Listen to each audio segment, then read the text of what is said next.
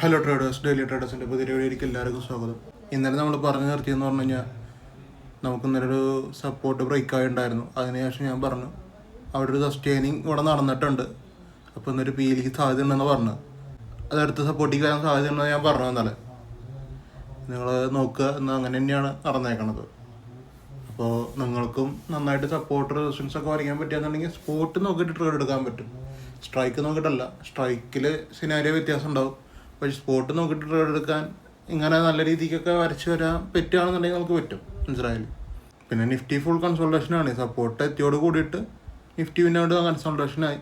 നമുക്ക് മൂവ്മെൻറ്റൊന്നും കിട്ടിയില്ല. ഇനി അടിയിൽ ക്ലോസിങ്ങും സസ്റ്റെയിനിങ്ങും ഒക്കെ നടന്നിട്ടുണ്ട്. അതൊക്കെ ട്രേഡ് എടുത്ത് കഴിഞ്ഞാൽ ഇവിടെ എസ് പോകാൻ സിനാരിയോ നടന്നിട്ടുണ്ട്. ഇനി അടുത്ത് ഈ സപ്പോർട്ടിലേക്ക് അടിയിലത്തെ ഒരു സപ്പോർട്ടിലേക്ക് എത്തണം എന്നുള്ള ലെവലിൽ ട്രേഡ് എടുത്താലും നമുക്ക് എസ് പോകാൻ സാധ്യതയുണ്ട് അവിടെ. പക്ഷെ ഒരു വട്ടമൊക്കെ പോവുള്ളൂ, കുറേ ട്രേഡൊന്നും എടുക്കാനും പറ്റില്ല. പക്ഷേ ഈ ഒരു സെറ്റപ്പ് കറക്റ്റായിട്ട് ആക്റ്റ് ആയിട്ടുണ്ട്. നമുക്ക് ക്യാൻഡിൽ ഓപ്പണായി പിന്നെ നേരെ സപ്പോർട്ടിക്ക് വന്നു. അതിൻ്റെ ഇടയിൽ നമുക്ക് ട്രേഡുകളും വന്നിട്ടുണ്ട്, ടാർഗറ്റുകളും വന്നിട്ടുണ്ട്. നമുക്ക് അതിനെക്കുറിച്ചൊക്കെ ഡീറ്റെയിൽ ആയിട്ട് സംസാരിക്കാം. നമുക്കിന്ന് ഇത്രയും സ്ട്രൈക്കുകളായിരുന്നു ട്രേഡ് ഉണ്ടായിരുന്നത്. ഇപ്പോൾ നിഫ്റ്റി നോക്കാം. നിങ്ങൾക്കിവിടെ കാണാൻ പറ്റും 25-100 പി ഒരു 80 പോയിന്റ് കിട്ടിയിട്ടുണ്ടെന്ന്. പിന്നെ ആ ലെവല് ഞാൻ 2 ലെവലാണ് കൊടുത്തിട്ടുണ്ടായിരുന്നത് മോർണിംഗിൽ. ഒന്ന് 127.05, ഒന്ന് 157 എന്ന് പറഞ്ഞ 2 ലെവൽ. ഈ 2 ലെവലിലായിരുന്നു എൻട്രി നോക്കിയിട്ടുണ്ടായിരുന്നത്. മൂന്നാമത്തെ ലെവൽ കൊടുത്തിട്ടില്ല, 221 പക്ഷെ അങ്ങോട്ടൊന്നും എത്തിയിട്ടില്ല. അപ്പോൾ ആദ്യത്തെ കാര്യം നമുക്ക് പറയാം. 18-ാം തീയതിയാണ് ഡേറ്റ്. അതിനുശേഷം ക്യാൻഡിൽസ് കാരണം നമ്മുടെ കണ്ടീഷൻ ഇവിടെയാണ് ആക്ടിവേഷൻ നടക്കുന്നത്. 9:44 ആക്ടിവേഷൻ നടക്കുന്നത്.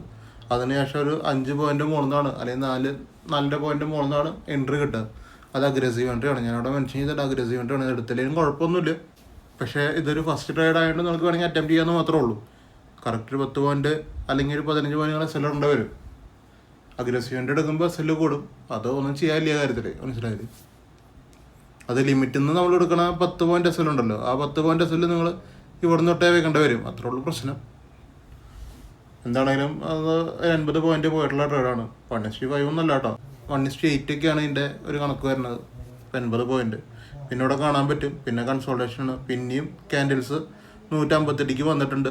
പിന്നെ ഒരു ബൈയിങ് എടുത്തിട്ടുണ്ട്. അവിടെ കൺഫേം ഒന്നും ആയിട്ടില്ല. അവിടെ നിന്ന് എൻട്രികളില്ലേ, എന്നാൽ ടോട്ടൽ എൻട്രി ഇല്ല. പിന്നെ മനസ്സിലായില്ലേ?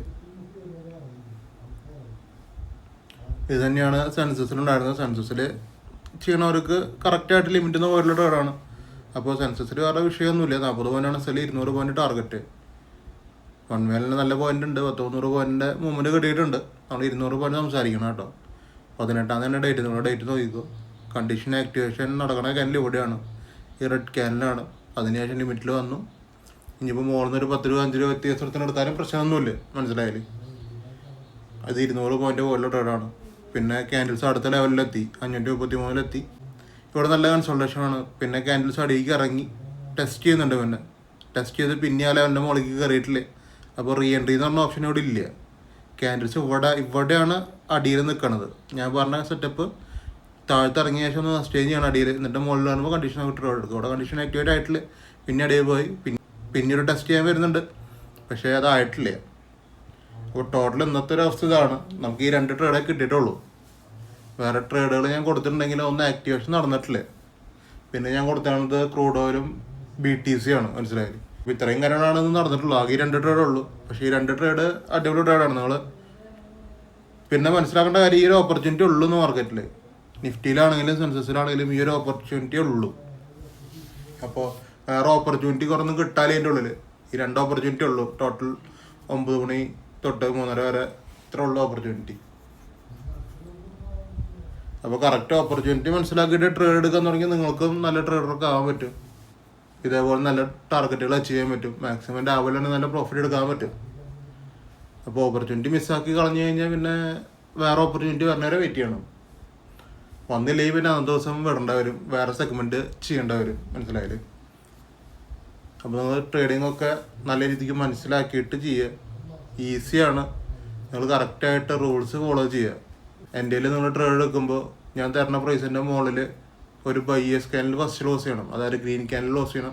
അതിനുശേഷം റെഡ് ക്യാനിലെ റിജക്ഷൻ വരണം. റെഡ് ക്യാനിലെ റിജക്ഷൻ എന്ന് പറഞ്ഞാൽ ബോഡി ക്ലോസ് ആണ് ഉദ്ദേശിക്കുന്നത് കേട്ടോ. ഞാൻ തന്നത് ഇപ്പോൾ 100 വയ്ക്കും. 100ൻ്റെ മുകളിൽ ബോഡി ക്ലോസ് ചെയ്യണം. അപ്പോഴാണ് ആ ട്രേഡ് ആക്ടിവേഷൻ നടക്കണുള്ളൂ. പിന്നെയാണ് എടുക്കേണ്ട കാര്യം.